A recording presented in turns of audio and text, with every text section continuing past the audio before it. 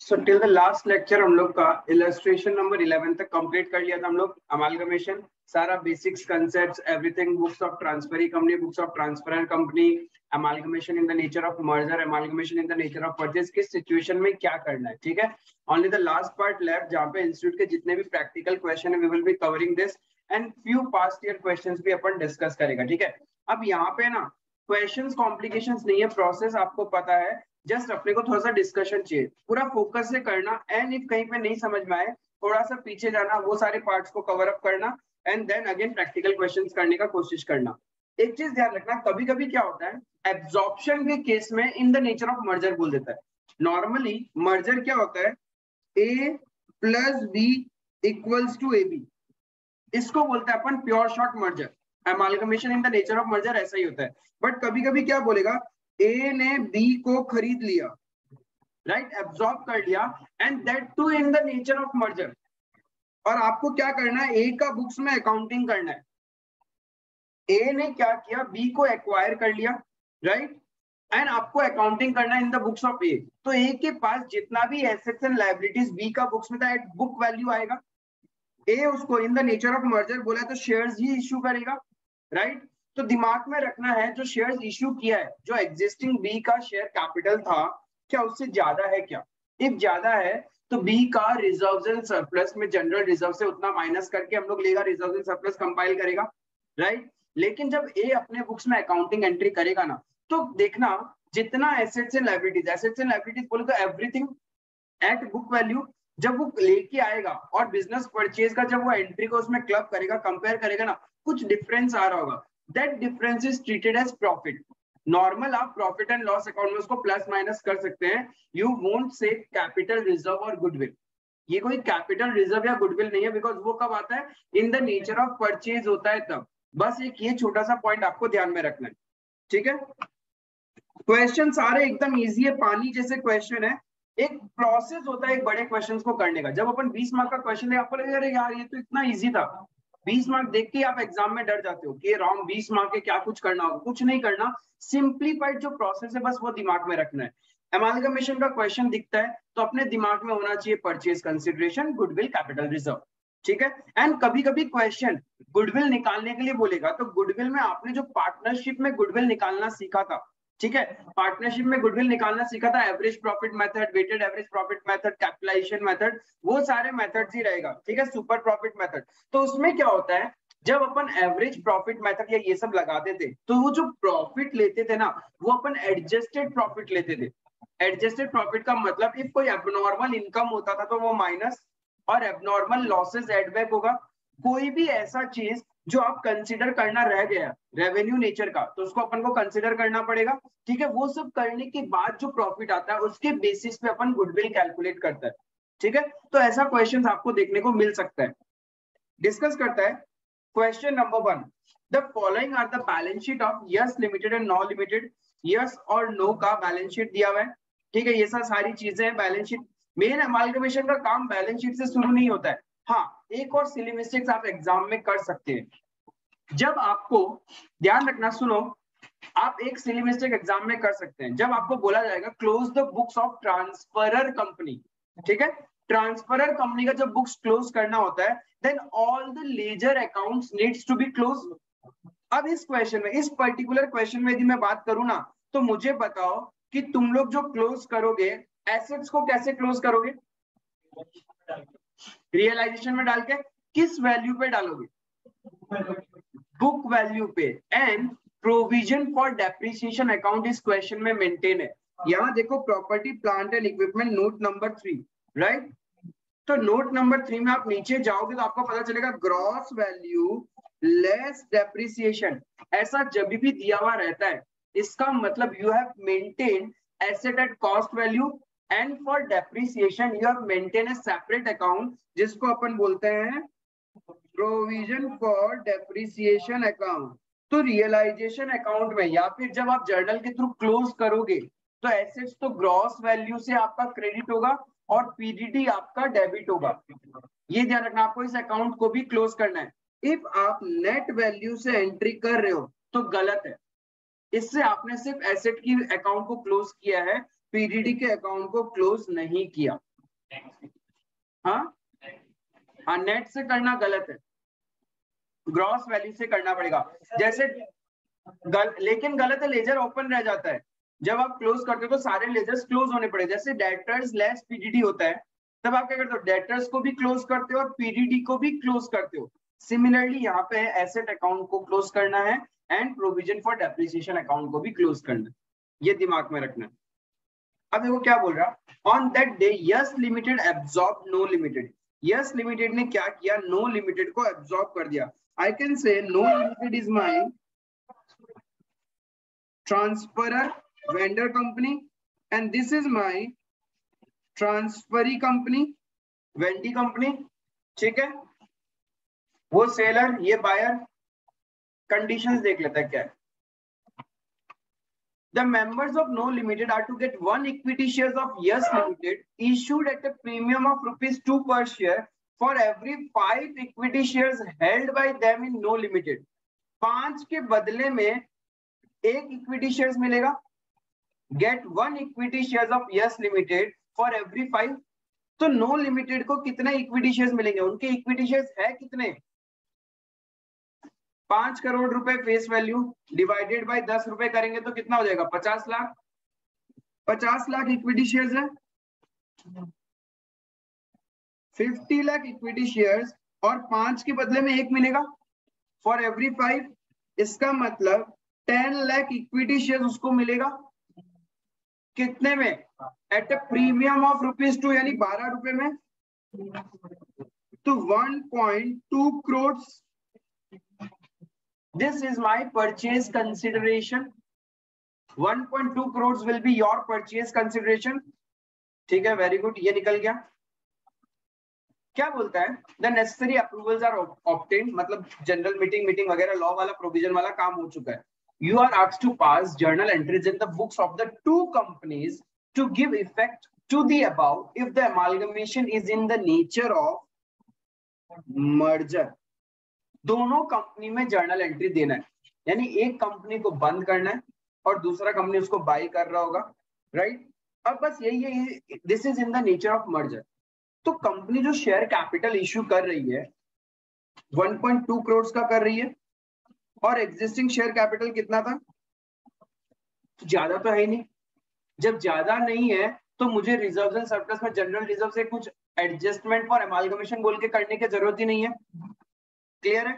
अब देखो, in the nature of merger है, मतलब all the assets, liabilities, everything, reserves वगैरह सब कुछ क्या हो जाएगा, एट बुक वैल्यू ट्रांसफर करेंगे। क्लियर है।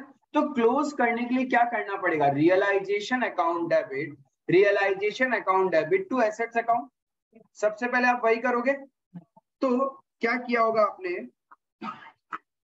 Realisation account debit to assets. क्या क्या एसेट्स है अपने पास में, प्रॉपर्टी प्लांट एंड इक्विपमेंट। कितने रुपए से लोगे, 6 करोड़ से नहीं लोगे आप, कितने, 30 करोड़ से लोगे। Realisation account debit to sundry assets बोल सकते थे आप, लेकिन sundry assets that too with the gross value. 30 crore का property plant and equipment, non current investment है नहीं, करंट एसेट 34 करोड़ का, मतलब realisation account debit to sundry asset 64 crore आएगा। जर्नल एंट्री मांगा था तो realisation account debit, property plant and equipment का नाम क्या है, कुछ नहीं, property plant and equipment, realisation account debit, property plant and equipment credit होगा कितने से, 30 crore to current assets 34 crore. ये पहला entry in the books of transfer है। क्लियर है। ये परचेज कंसिडरेशन वर्किंग ऐसे दिखा दोगे तुम लोग, calculation of purchase consideration. Clear है। ये नेक्स्ट एंट्री लायबिलिटीज के अकाउंट को क्लोज करोगे, मतलब मेरा ये क्लोज हो चुका, लायबिलिटीज क्लोज करोगे तो एंट्री क्या होगा, liabilities account debit to realisation. Long term borrowings में क्या है, तो एंट्री क्या होगा, unsecured loan from Yes Limited, unsecured loan from Yes Limited account debit. ठीक है। Provision for depreciation account debit 24 crore से। क्या कोई रिजर्व्स एंड सरप्लस है क्या? यस, 10 करोड़ का। It is in the nature of merger. हाँ, इक्विटी में ट्रांसफर कर देना, उसके बुक्स में वहां ट्रांसफर कर देना, तो यहाँ नहीं करोगे तो चलेगा। ठीक है, तो कितना हुआ लाइबिलिटीज मेरा? 10 करोड़ का ये और 24 करोड़ का पीडीडी, एंड करंट लाइबिलिटीज है 15 करोड़ का। तो 10 प्लस 15 प्लस 24 49 करोड़। तो sundry liabilities account debit to realisation 49 crore. यानी आपका ये अकाउंट बंद, ये अकाउंट भी बंद, और ये पूरा का पूरा बंद हो चुका है। क्लियर है? अब क्या करेंगे, उससे परचेज कंसिडरेशन ड्यू करेंगे। Yes Limited account debit to realisation, Yes Limited account debit to realisation. साथ में करूंगा मैं आपके,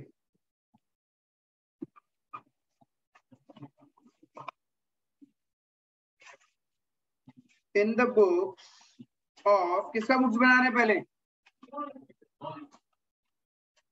नो लिमिटेड। सबसे पहले जर्नल एंट्री मांगा ना, अकाउंट तो मांगा ही नहीं है। Realisation account debit to property plant and equipment to current assets. Property plant and equipment 30 crore का था और करंट एसेट्स था आपका 34 करोड़। नरेशंस आप लिख लेना, बीइंग एसेट्स ट्रांसफर्ड। इसके बाद क्या था, लाइबिलिटीज को क्लोज करना है। ठीक है, लाइबिलिटीज को क्लोज करेंगे तो अकाउंटिंग एंट्री क्या होगा, liabilities account debit to realization. Liabilities में क्या क्या था, एक तो था लोन, अनसिक्योर्ड लोन,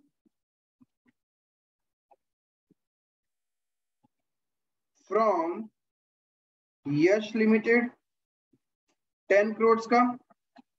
फिर क्या था, provision for depreciation account debit 24 crore, current liabilities account debit 15 crore. Clear है यहां तक?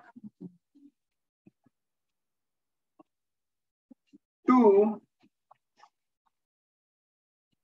Realisation account 49 crore. क्लियर है? नरेशन आएगा being liabilities transferred. Next step क्या है, पहला स्टेप होता है ट्रांसफर कंपनी को बंद करने का। सारा एसेट्स एंड लाइबिलिटीज जो ट्रांसफरी कंपनी लेके जा रहा है उसको बुक वैल्यू में रियलाइजेशन अकाउंट में ट्रांसफर कर दो। नेक्स्ट है परचेज कंसिडरेशन ड्यू करना, उससे पैसा लेना है। Yes Limited account debit to सारा एसेट्स एंड लाइबिलिटीज उसको दे रहे हैं अपन कितने रुपीस में, 1.2 करोड़ में। ठीक है, देन नेक्स्ट क्या चेक करना था, नॉर्मल और क्या सिनेरियो मिल सकता था, क्या प्रेफरेंस शेयर होल्डर होते तो क्या अपन प्रेफरेंस शेयर होल्डर को ज्यादा पे कर रहे हैं क्या, तो वो एक्स्ट्रा अमाउंट भी तो रियलाइजेशन में आता है ना। याद करो प्रेफरेंस शेयर होल्डर वाला एंट्री में भी रियलाइजेशन डेबिट क्रेडिट होता है, ज्यादा पे जब करते हो। Preference share capital account debit, realisation account debit to preference share holder account. ठीक है, बट यहाँ पे प्रेफरेंस शेयर तो है नहीं, तो इक्विटी वाला है वो तो लास्ट में अपने आप हिसाब हो जाएगा। अब रियलाइजेशन से प्रॉफिट लॉस क्या हो रहा है, प्रॉफिट हो रहा है रियलाइजेशन से, तो realisation account debit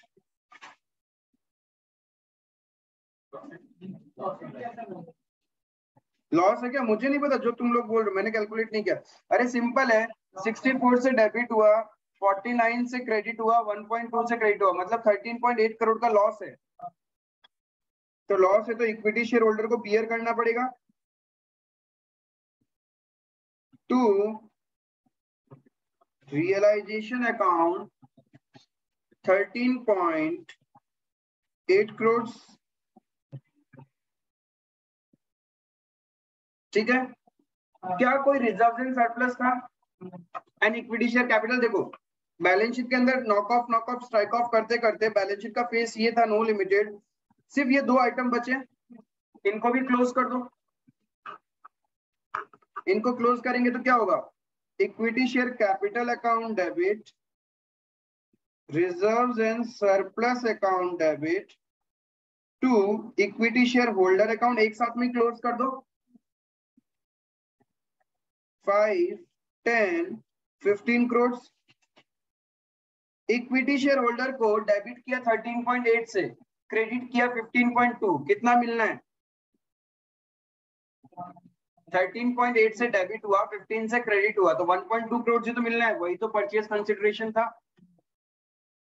equity share holder account debit to equity shares in Yes Limited being equity shareholder account settled.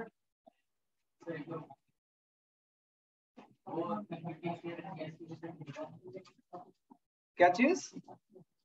अच्छा, यस लिमिटेड के अकाउंट को क्लोज नहीं किया, ठीक है, यस लिमिटेड के अकाउंट को क्लोज कर लेता है।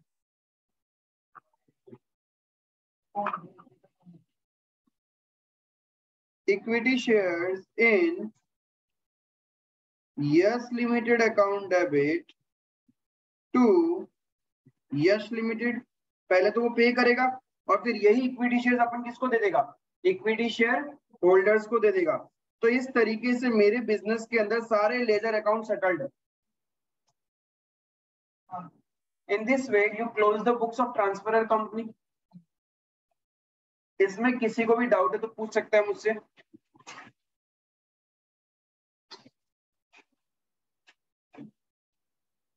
डाउट रहना तो नहीं चाहिए मेरे हिसाब से, इजी वे था एकदम। एग्जाम में प्रॉब्लम क्या कि आप पहले से सोच के जाओगे कि यार एमालगमेशन है तो 15 मार्क 20 मार्क बहुत टफ क्वेश्चन होगा। चिल आउट होके जाना, जो बेसिक सीखा हुआ है ना उस कॉन्सेप्ट से आप क्वेश्चन को स्टार्ट करना, हो जाएगा। बस बहुत ज्यादा रश नहीं दिखाना, एड्रेनल को कंट्रोल में रखना, दिमाग को कंट्रोल में रखना, स्मूथली करते जाना। और कोई जरूरी नहीं 20 मार्क का क्वेश्चन पूरा एकदम लास्ट में बैलेंस शीट पूरा मैच होने से तुम खुश होना, कोई बात नहीं, जितना किया वहां पे स्टेप मार्किंग भी तो मिलेगा 20 मार्क में, तो वो चीज प्रॉपर्ली करना। अब क्या करना है, in the books of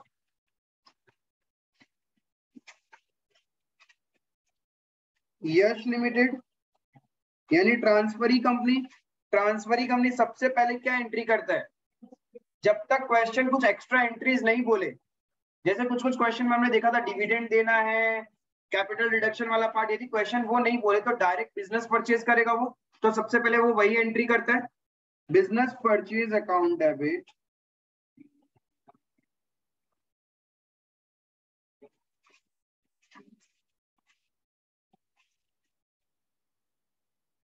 to liquidator of no limited 1.2 crores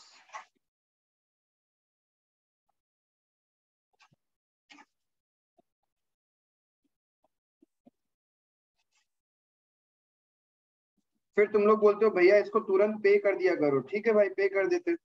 liquidator of No Limited debit to equity share capital कितना होगा 1 करोड़, क्योंकि 10 lakh shares of the face value 10 है ना, to securities premium reserve 0.2 crore. अब हमें देखना पड़ेगा बिजनेस परचेज करने से क्या हुआ है, कुछ फायदा वायदा नुकसान, दो it is a case of merger, but इसमें भी कभी कभी क्या होता है प्रॉफिट लॉस निकल जाता है, गुडविल कैपिटल रिजर्व तो नहीं, प्रॉफिट लॉस निकल जाएगा, तो हम लोग हमेशा प्रॉफिट एंड लॉस अकाउंट को ही यूज करेगा। अब यहाँ पे क्या क्या लेके आए थे अपन, एट बुक वैल्यू आएगा, ये ध्यान रखना बस। इफ मार्केट वैल्यू बोलते तो in the nature of purchase है 6 करोड़, यहाँ पे 6 करोड़ क्यों लिखा, क्योंकि यहाँ पे अपन तो नेट ऑफ करके लिख सकते हैं ना, उसके बुक्स में हम लोग को ग्रॉस वैल्यू में करना था ट्रांसफरर के बुक में, बट ट्रांसफर तो सीधा 6 करोड़ रिकॉर्ड करने से ही हो जाएगा। वो तो मुझे ट्रांसफरर के बुक्स में एक अकाउंट ओपन था प्रोविजन फॉर डेप्रिसिएशन, उसको क्लोज करना था, इसलिए ग्रॉस वैल्यू में किया। प्रैक्टिकली देखें तो बुक वैल्यू क्या था एसेट का 6 करोड़, उतने में लेके आ रहा है। Next current asset 34 crore. फिर अनसिक्योर्ड लोन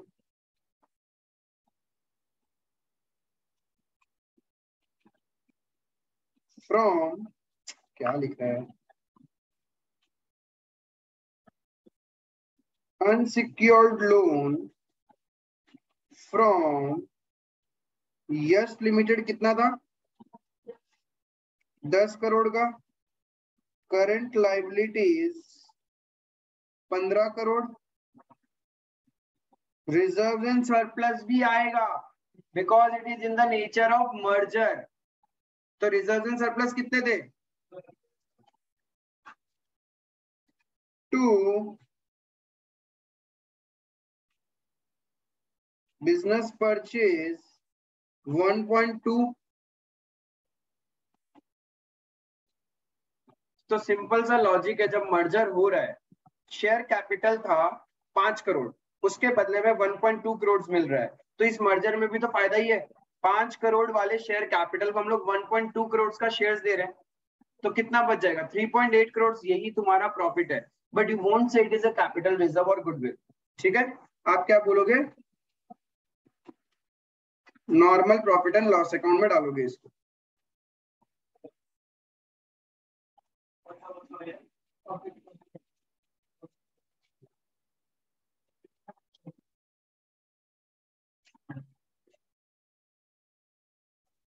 यहां तक क्लियर है। अब देखो हमारे बुक्स में ये नो ने हमसे ही लोन ले रखा था, ये लोन का लाइबिलिटी भी हमारे पास आ गया, और एक तरफ एसेट में हमने दिखा रखा है कि नो से पैसा लेना है, ठीक है, और एक तरफ लाइबिलिटी में आ रहा है यश को पैसा देना है, तो यश अपने आप को तो पैसा देगा नहीं, कैंसिल हो जाएगा म्यूचुअल ओइंग्स। तो क्या करेगा, unsecured loan from Yes limited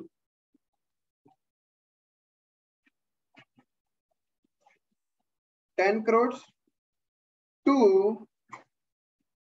loan to no limited 10 crores being mutual owings cancelled। हो गया खत्म कहानी। That was the 10 mark question। बढ़िया यही आएगा। क्या बोला 10 मार्क का आएगा।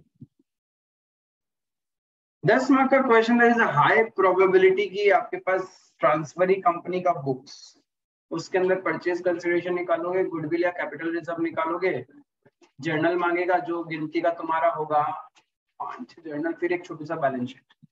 ये 10 मार्क का क्वेश्चन आने का probability. I hope practical question number 1 में कोई डाउट नहीं है, इजी सा था। क्या था अभी होमवर्क था ये सब।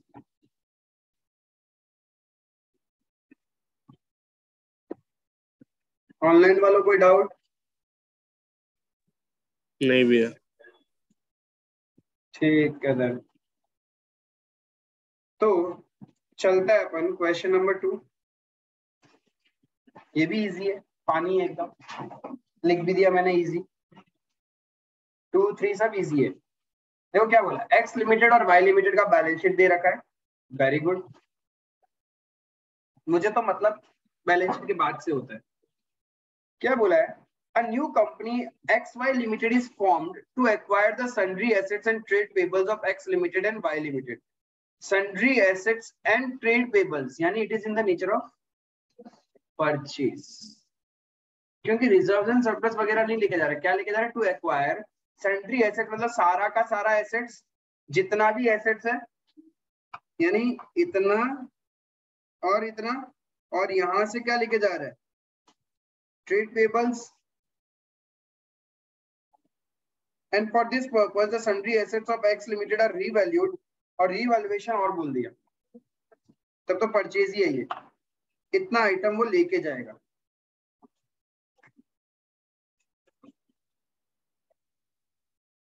The debt due to X Limited is also to be discharged in shares of XY Limited।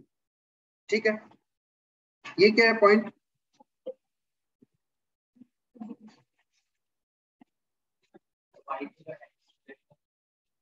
Date due to X Limited, मतलब मुझे क्वेश्चन मांग भी रहा है एक्स लिमिटेड के बुक्स को क्लोज करना है, तो सिर्फ एक्स लिमिटेड में फोकस रखो, इसको तो हटा दो,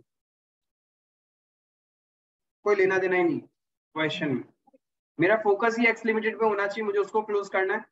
उसके बुक्स में एक लॉन्ग टर्म बोरोइंग्स आ रहा है, देखो I mean long term assets आ रहा है, एसेट्स कहां गया मेरा नॉन करंट इन्वेस्टमेंट, ये रहा, जिसका नोट नंबर 4 ये रहा। बोलता है इसको कैसे सेटलमेंट कर रहे हैं अपन, एक्स वाई लिमिटेड सेटल कर रहा है इसको, एक्स लिमिटेड को पैसा मिलना था ना, कैसे दे रहा है वो उसके बदले में शेयर्स दे रहा है, बस इतना सिंपल सा कहानी है। अपने को बुक्स क्लोज करना है किसका, एक्स लिमिटेड का, लेजर अकाउंट्स बनाना है, तो सारा का सारा एसेट्स, सारा का सारा लायबिलिटीज कहां चला जाएगा, रियलाइजेशन अकाउंट में। परचेज कंसिडरेशन क्या है फिर इस क्वेश्चन में, परचेज कंसिडरेशन, हाँ वही नहीं निकल रहा है, दैट मीन्स जब परचेज कंसिडरेशन नहीं दिया हुआ रहता, then net asset is the purchase consideration.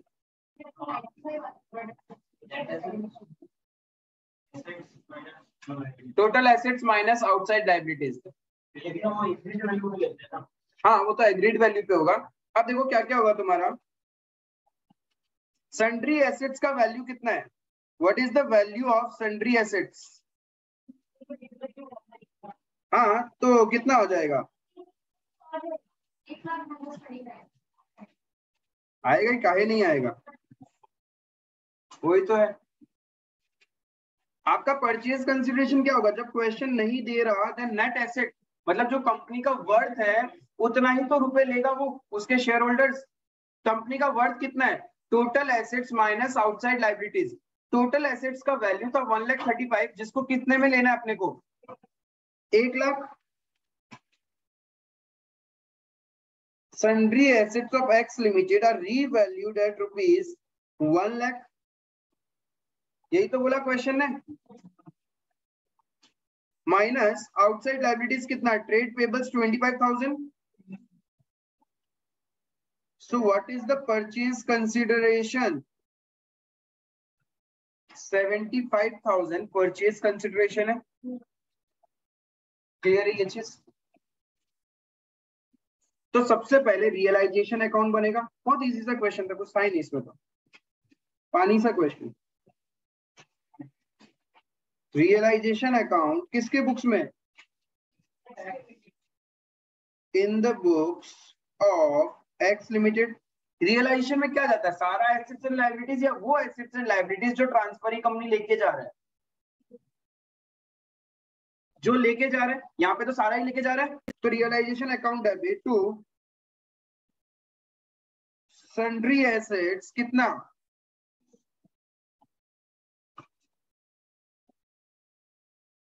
आप लोग क्या कर रहे हो पता है, आप लोगों ने म्यूचुअल ओइंग्स कंसिडर नहीं किया,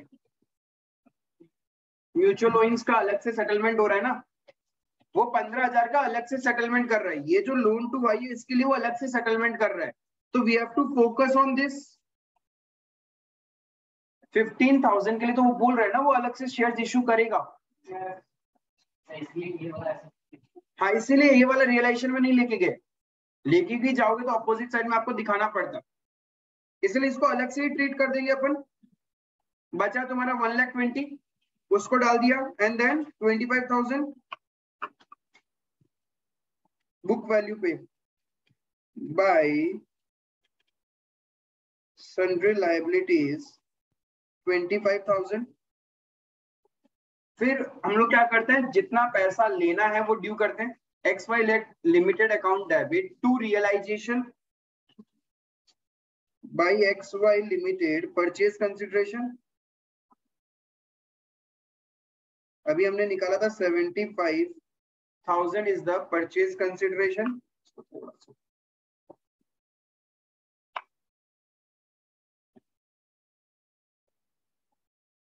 क्लियर है इतना,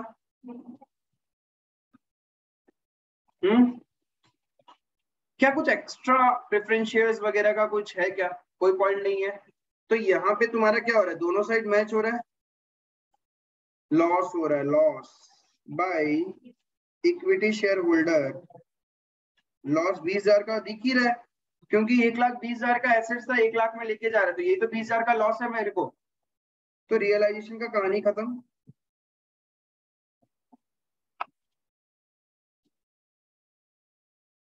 XY लिमिटेड क्या करेगा, टू रियलाइजेशन कितना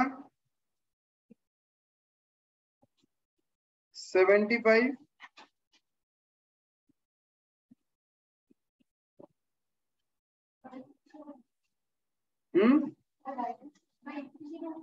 by shares in XY limited, तो 75 के बदले में शेयर्स देगा ना। और क्या बच गया बैलेंस शीट के अंदर में, बैलेंस शीट के अंदर बच गया loan to Y Limited, loan to Y Limited to balance brought down 15,000 by equity shares in XY Limited 15,000, यही तो होगा। Shares in XY limited account debit to loan to Y Limited, loan भी खत्म, जो पैसा मिलना था उसके अगेंस्ट में अपने को शेयर्स मिल गया। Then equity share capital account है, बाय बैलेंस ब्रॉट डाउन कितना है इक्विटी शेयर्स 1 लाख,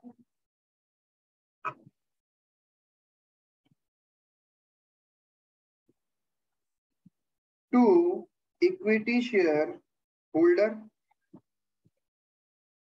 ये भी खत्म। फिर और क्या था, नहीं पीएनएल अकाउंट है उससे पहले, रिजर्व एंड सरप्लस का हिस्सा देखो,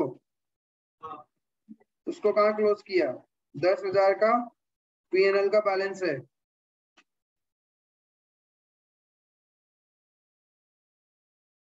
हाँ बंद हो जाता यदि आप इक्विटी शेयर कैपिटल में ही ट्रांसफर कर देते तो अलग से बनाना नहीं पड़ता। उसका नहीं, फैन को स्लो करो,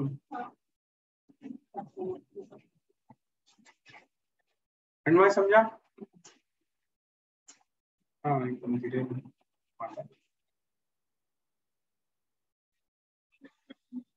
उसके बाद इक्विटी शेयर होल्डर अकाउंट,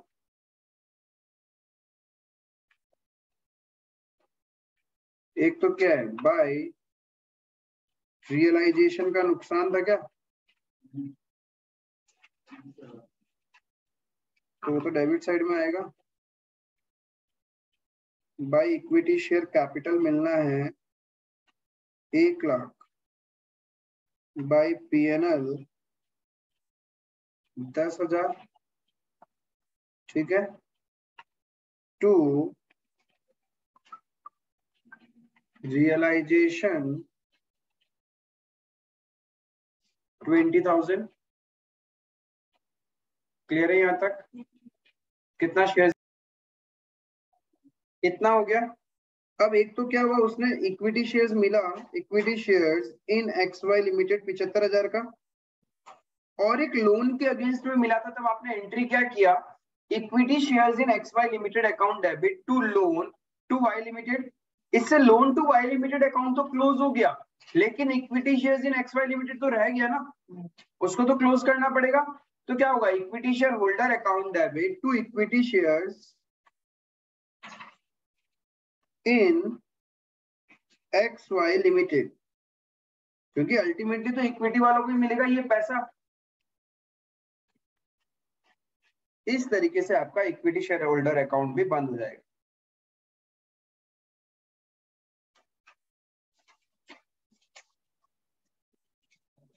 एकदम इजी था क्वेश्चन ये तो,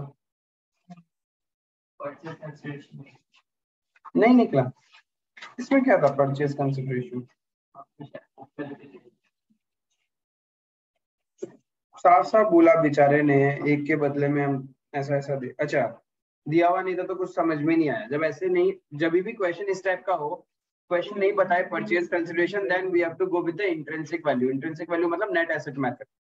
always go with the net asset method, उतना ही तुम्हारा वर्थ। और नेट एसेट जब भी आप निकालोगे, we consider the market value of assets and liabilities, ये ध्यान रखना।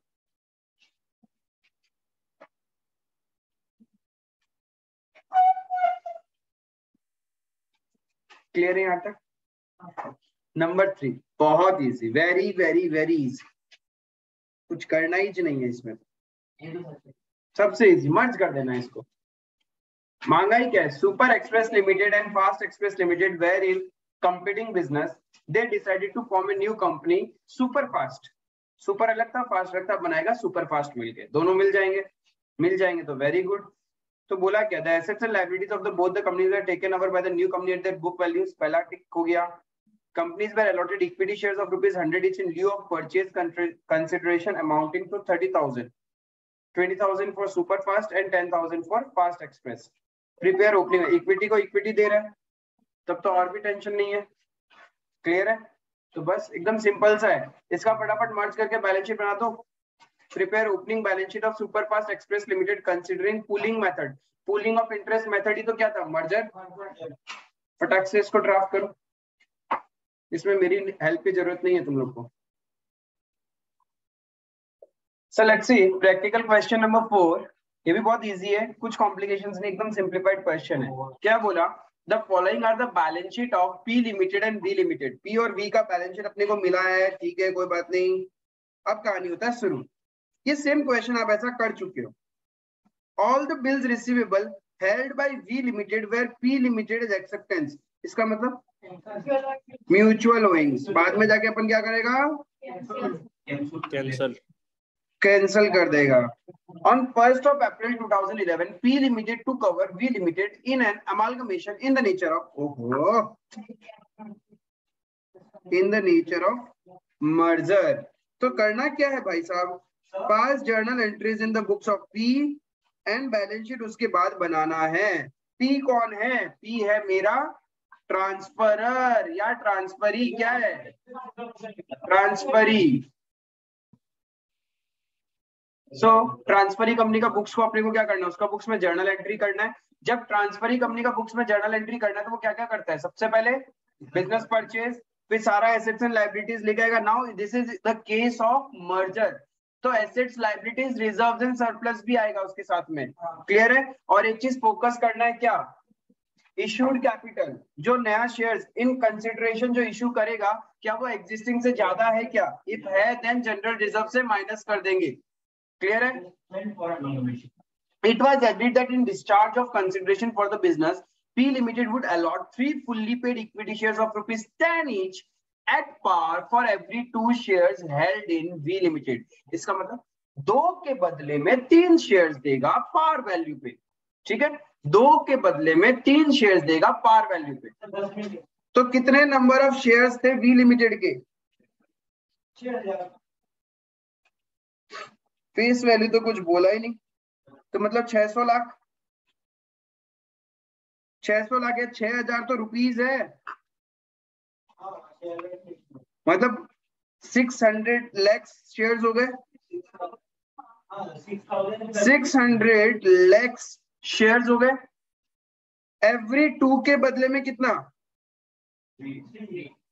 तो कितना हो गया, 900 lakhs। इन रुपीस की बात करें, 9000 lakhs in the nature of merger 6000 lakh रुपए, और अब हो जाएगा 9000। तो शेयर कैपिटल ज्यादा हो रहा है। In the case of merger existing share capital से ज्यादा शेयर कैपिटल हो रहा है। इसका मतलब ये 3000 कहां से एडजस्ट करना पड़ेगा, पहले ही इधर से हटा देगा। आया समझ में? क्लियर है ये चीज? परचेज कंसिडरेशन क्लियर है? बाकी तो सारा बुक वैल्यू पे होना है। आगे देखो क्या बोला, it was also agreed that 12% debentures in V Limited would be converted into 13% debentures in P Limited of the same amount and denomination। तो बस 12% की जगह 13% डिबेंचर हो जाएगा, लेके आएगा लेके आएगा, ट्रांसफरिंग कंपनी अपने बुक्स में उसको क्या करेगा, 12% डिबेंचर को डेबिट करेगा और 13% डिबेंचर को क्रेडिट कर देगा। ठीक है, बाकी ट्रेड रिसीवेबल्स और ये सब का दिया हुआ है। म्यूचुअल ओइंग्स बाद में कैंसिल कर देगा अपन। Expenses of amalgamation ₹1 lakh were बॉन्ड by P limited. Goodwill transferring company bear कर रहे हैं तो goodwill account debit to bank account, और ये गुडविल को बाद में अपन क्या करेगा, रिजर्व्स एंड सरप्लस से सेट ऑफ कर देगा, रिजर्व्स एंड सरप्लस से सेट ऑफ हो जाएगा। तो पहला एंट्री क्या होगा, business purchase account debit to liquidator of V limited, amount कितना होगा 9,000 लैक्स। अरे बहुत इजी, इससे इजी क्वेश्चन तो हो ही नहीं सकता, और मुझे नहीं लगता ये भी आपके एग्जाम में आएगा, बिल्कुल नहीं आना चाहिए। इतना इजी आएगा क्या, तुम लोग इतना मेहनत करके सीखा है भैया, हम लोग इसके लायक है क्या, बॉयकॉट कर देना एग्जाम हॉल में। Do you think we are that much uneducated और low level student, we need high level question, मुंह पे मार देना। आईसीआई का बोले थोड़ा हाई लेवल का क्वेश्चन, तो ये सब बच्चा है, ये तो हमारा जूनियर्स लोग आके कर देगा, फाउंडेशन का बच्चा लोग, ऐसे बोल के आ जाना, बोल मत देना ऐसे। In the books of P Limited सबसे पहले तो धंधा खरीदा, business purchase account debit to liquidator of V Limited 9,000 lakhs, then तुम लोग बोलता है भैया ये वाला एंट्री पहले कर दिया करो ताकि अकाउंट फटाफट तुरंत बंद हो जाता है। V limited account debit equity share capital account, 6,000 crore, क्या 6,000 करोड़, 6,000 लाख, क्या 6,000 लाख, तो एसपीआई भी आएगा ना, क्यों आएगा, फेस वैल्यू पे तो इशू की है। अरे अब क्या करेगा, बुक वैल्यू पे, it is in the case of merger, तो बुक वैल्यू पे सब कुछ लेके आएगा। Plant and machinery account debit कितना पे, 5,000, लैंड एंड बिल्डिंग है नहीं, furniture and fixture 1,750, furniture and fixture account debit 1,750, उसके बाद इन्वेंटरीज, ये हो गया, ये हो गया, inventories, trade receivables, cash and cash equivalents.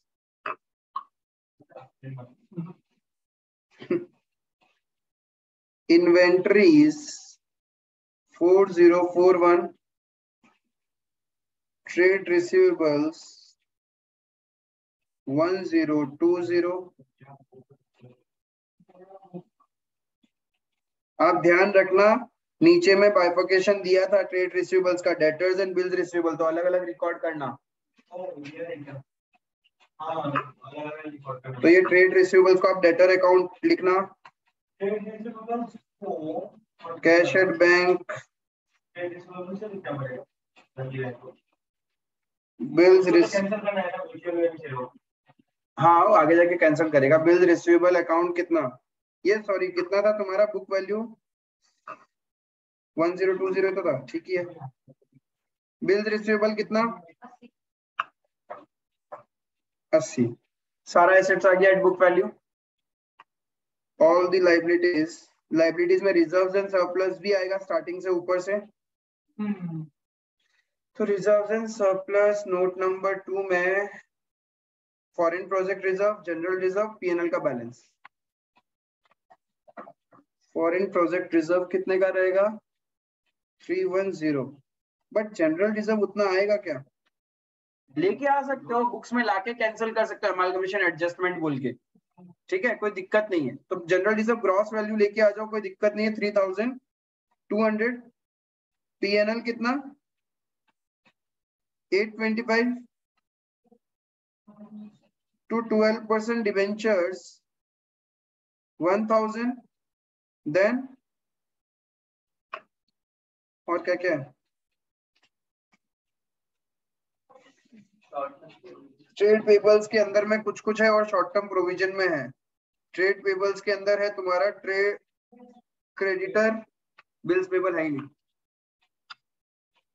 To creditors 463, to provisions कितना 702, टू बिजनेस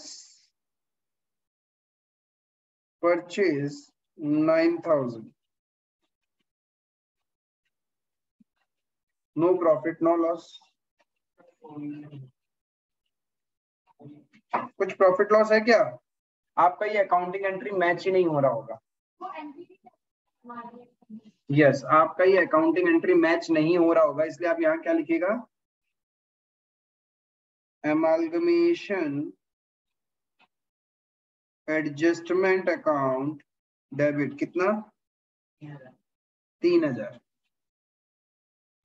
ये नहीं लिख के आते हो, या तो ये लिख के आना या फिर जनरल रिजर्व से माइनस करके जनरल रिजर्व दिखाना।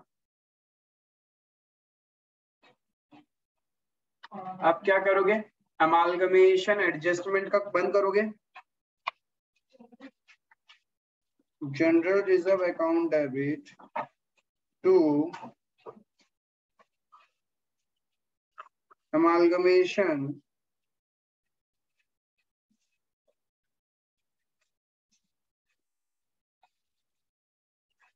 एडजस्टमेंट अकाउंट 3000, ये भी कर दिया, शेयर्स भी ले आया, म्यूचुअल ओइंग्स भी कैंसिल कर देता है।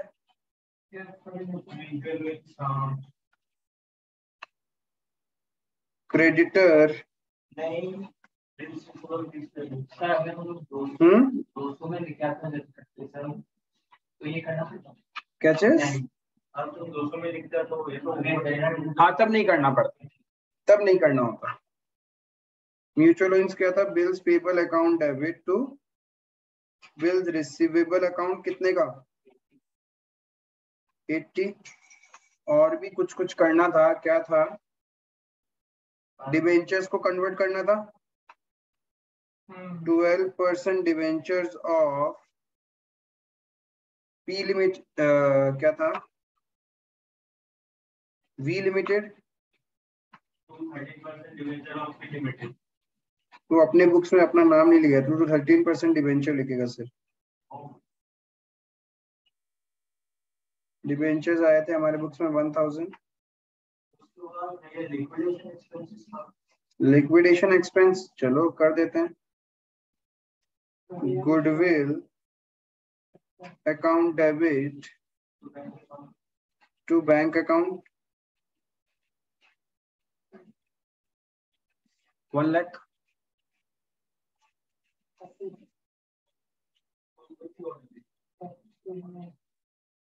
ठीक है।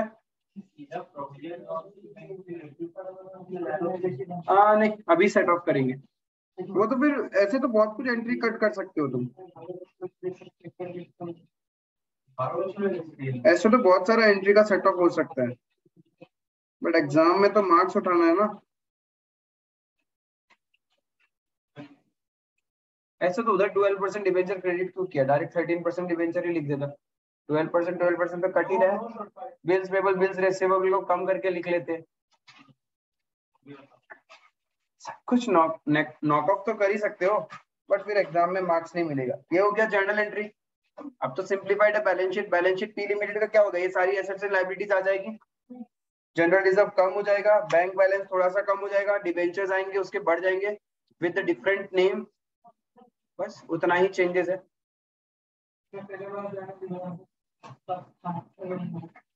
फटाफट बैलेंस शीट, हाँ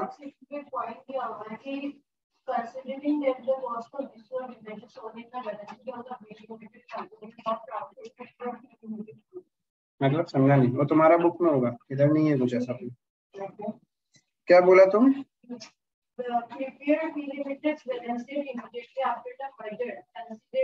नहीं ये पॉइंट नहीं है।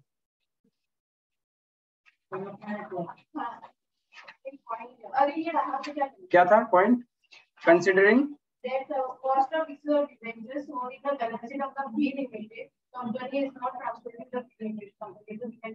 Cost of issue of debentures in the V limited कुछ इश्यू ही नहीं कर रहा। अच्छा वो वाला है discount on issue of debenture fictitious assets, मतलब है नहीं। देखो कहीं बैलेंस शीट में है क्या राइटिंग ऑफ करने वाला कुछ, मतलब उसको राइट ऑफ करना पड़ता तुमको रिजर्व एंड सरप्लस में से, मतलब एक तो कोई रेलेवेंस ही नहीं है। हाँ वो गलत ही होगा इसलिए उड़ा ही दिया नया वाला एडिशन में से।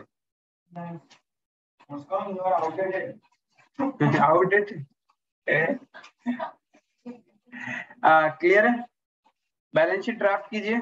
बैलेंस शीट में देखो क्या होने वाला है, देखो यहीं से देख लो 15,000 प्लस 9,000 हो जाएगा। Reserve and surplus 15,370 plus 4,335 minus क्या क्या किया था, माइनस किया था 3,000 माइनस गुडविल को भी सेट ऑफ किया था 1, तो उतना हो गया। लॉन्ग टर्म बोरिंग 13% डिबेंचर बोल के 1,000 आ जाएगा इधर। देन ये दोनों प्लस हो जाएंगे माइनस म्यूचुअल ओइंग्स था एक, कितना का 80, तो वो minus short term provision add हो जाएंगे, पीपीई ऐड हो जाएगा, इन्वेंट्रीज ऐड, ट्रेड रिसीवेबल्स में म्यूचुअल ओइंग्स कैंसिल हो जाएगा, cash and cash equivalents add हो जाएंगे, लेकिन कुछ पेमेंट हुआ है गुडविल का, दैट इज 1,00,000 वो माइनस हो जाए एंड बन गया मर्जर का बैलेंस शीट। और कुछ है नहीं मर्जर के बैलेंस शीट के अंदर, इतना ही इम्पैक्ट। जर्नल ये लो journal,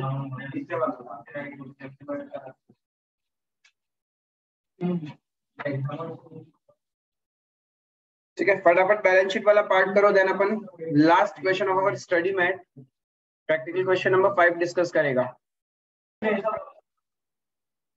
so number 5 last question of our study mat क्या बोला, and it is somewhere similar to our illustration number 4।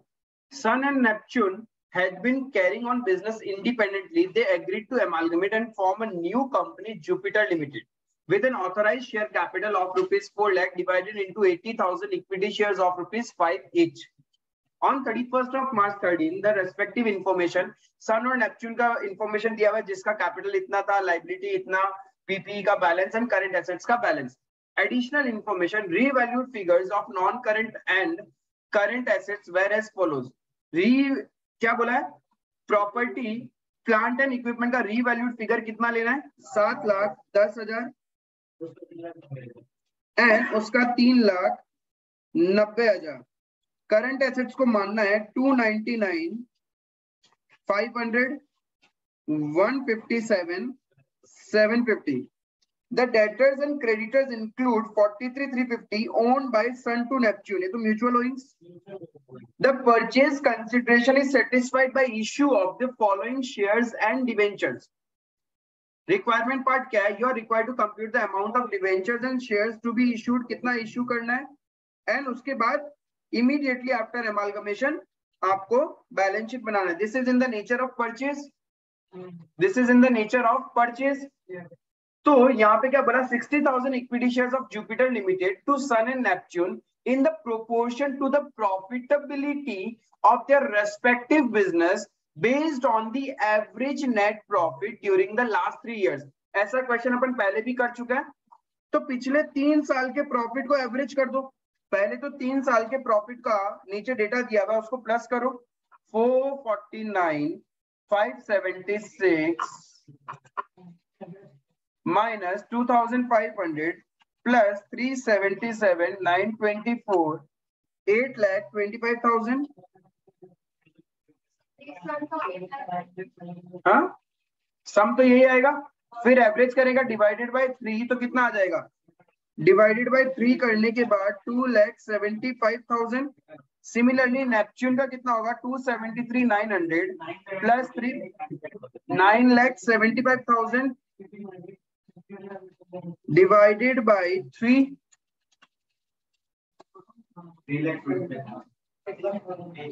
तो अगर रेशियो यही हो गया, इसको और छोटा कर दे तो कितना हो गया 275:325, और छोटा हो सकता है क्या ये? यस हो सकता है। कितना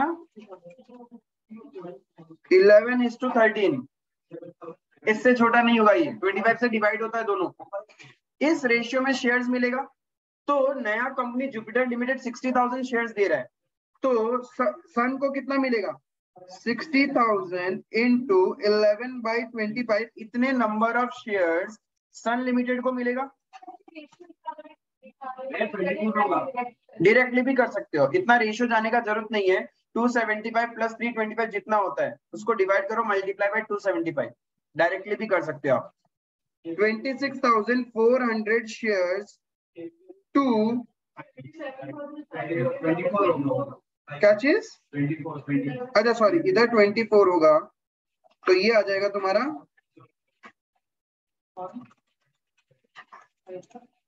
27,500। Similarly, 60,000 into 13/24, 32,500, इतना शेयर्स मिलेगा नेपच्यून को।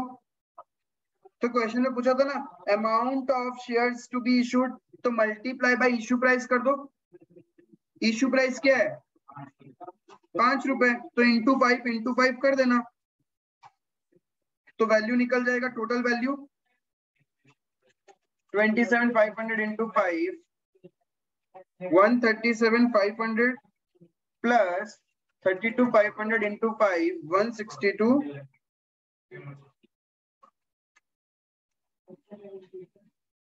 3 लाख रुपए का शेयर्स इशू कर रहा है वो।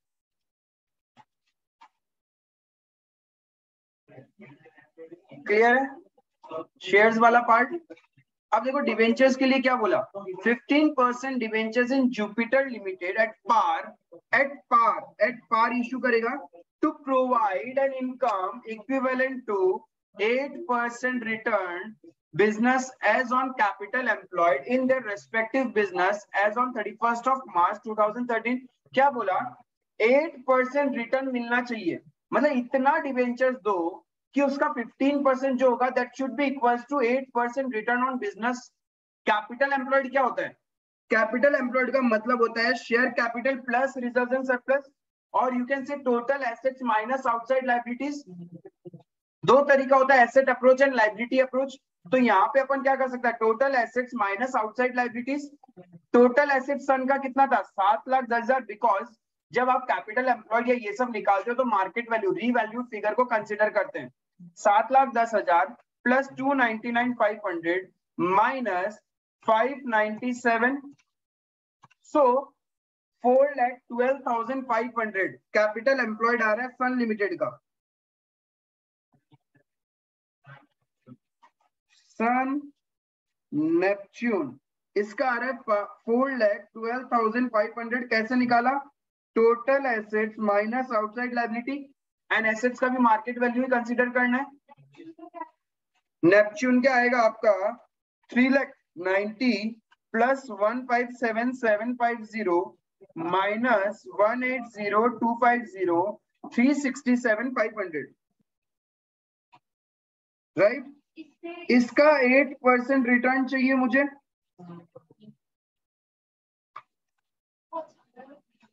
इसका आएगा 29,400, 4112, और इसका आएगा 33,000, राइट। यानी मुझे इतने नंबर ऑफ डिबेंचर्स इशू करना है जहां पे आपका 8% रिटर्न हो। सो दिस इज माई, कैसे निकालेंगे हम, इसका मतलब क्या था 15% into X value should be equals to 33,000 ना। तो कितना सन को कितना देना पड़ेगा 33,000 डिवाइडेड बाय 15%, कितने रुपीस के डिबेंचर्स 2,20,000 रुपीस के डिबेंचर, 2,20,000 रुपीस का डिबेंचर्स अपने को सन लिमिटेड को देना पड़ेगा। नेपच्यून को कितना देना पड़ेगा, नेपच्यून को रिटर्न चाहिए 29,400, यानी 15% into X should be equals to 29,400। तो 29,400 डिवाइडेड बाय 15%, 1,96,000 रुपीस का डिबेंचर्स इशू करना पड़ेगा। सन को 2,20,000 रुपीस का और नेपच्यून को 1,96,000 रुपीज का, और एट पार करेंगे तो डिवाइडेड बाय फेस वैल्यू करोगे तो नंबर ऑफ डिवेंचर्स कितना इश्यू करना है पता चल जाएगा। एट पार लिखा ना, 15% debentures in Jupiter limited at par 100। जब डिवेंचर्स का फेस वैल्यू नहीं दिया हुआ रहता इट इज ऑलवेज 100, और शेयर्स का फेस वैल्यू नहीं दिया हुआ रहेगा इट इज ऑलवेज 10, तो वो निकल जाएगा। अब इजी है, अब तो कुछ है भी नहीं। हाँ हाँ, फेस वैल्यू 100 देगा। तो आपका परचेज कंसिडरेशन कितना है? शेयर्स प्लस डिवेंचर्स करके परचेज कंसिडरेशन आएगा क्या? सिर्फ शेयर्स। डिवेंचर होल्डर को जो दे रहे हैं वो तो परचेज कंसिडरेशन का पार्ट होता ही नहीं है ना। परचेज कंसिडरेशन में सिर्फ शेयर्स, शेयर होल्डर को। तो मेरा परचेज कंसिडरेशन है 3 लाख। जो शेयर्स दे रहे हो वही तो तुम्हारा परचेज कंसिडरेशन है। यही तो तुम्हारा, जितने number of shares multiply by issue price, वही तो आपका परचेज कंसिडरेशन हुआ। तो गुडविल कैपिटल रिजर्व निकल जाएगा। आपके घर पे नेट एसेट्स कितने का आ रहा है?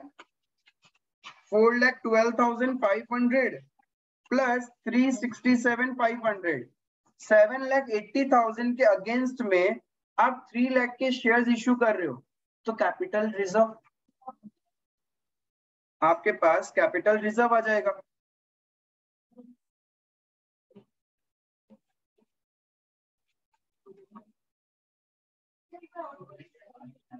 आपने नंबर ऑफ शेयर्स इश्यू किया 60,000, राइट? उसके अगेंस्ट में आप लेके आओगे एसेट्स एंड लायबिलिटीज, सब कुछ क्लियर है? हाँ,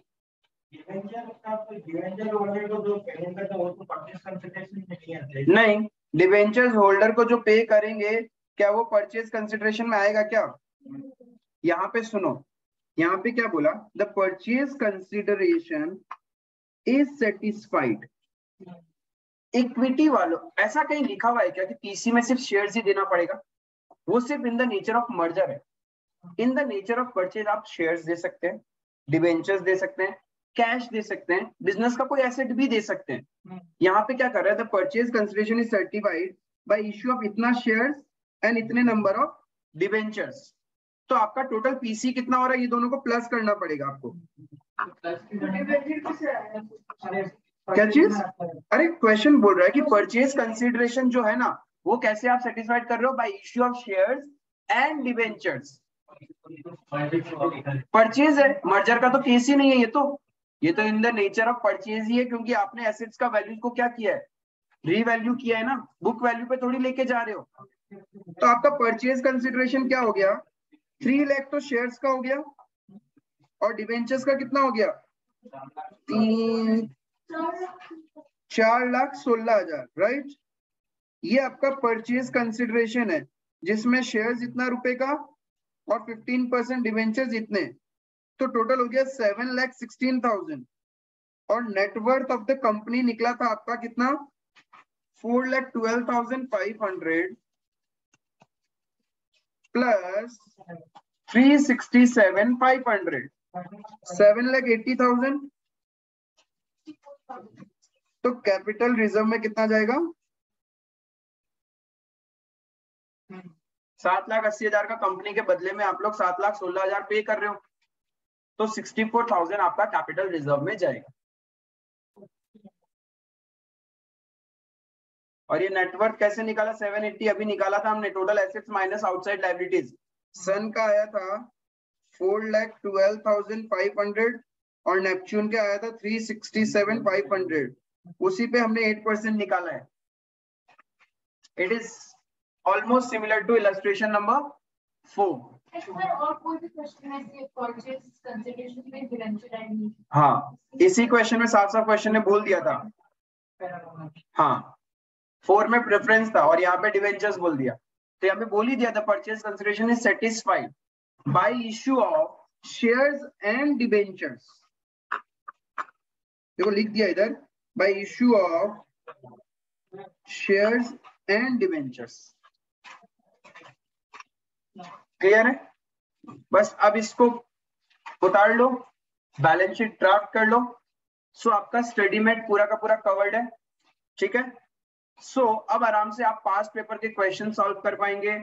आरटीपीएस के क्वेश्चन सॉल्व करना, कोई भी डाउट रहेगा तो आप लोग मुझे पूछ लेना। With this we comes to the end of amalgamation। अभी भी किसी को कोई भी क्वेश्चन में, कोई प्रेजेंटेशन में या फिर कहीं पे भी डाउट रहेगा तो आप लोग वापस प्रीवियस वीडियोस को प्रॉपर्ली देख लेना, ठीक है, तो इजीली रिजॉल्व हो जाएगा। एंड थोड़ा सा एक कंसेप्ट बिल्डअप पे ध्यान रखना कि पीसी चाहिए, परचेज के केस में गुडविल कैपिटल रिजर्व निकालना है, मर्जर के केस में देखना है जो इश्यूड कैपिटल है वो एग्जिस्टिंग से ज्यादा था या नहीं है, ठीक है, स्टैट्यूटरी रिजर्व को लेके जाना या नहीं लेके जाना। जब क्वेश्चन नहीं बता रहा कि परचेज कंसिडरेशन कैसे निकाले तो नेट एसेट मेथड होता है, और नेट एसेट्स जब भी आप कैलकुलेट करोगे we consider market value of assets and liabilities. Clear है? तो ये कुछ बेसिक चीजें आपको अच्छे से रिवाइज करनी है, 2 बार कर लोगे ना अमालगमेशन पूरा स्ट्रांग हो जाएगा, ठीक है। So that's all for today, thank you.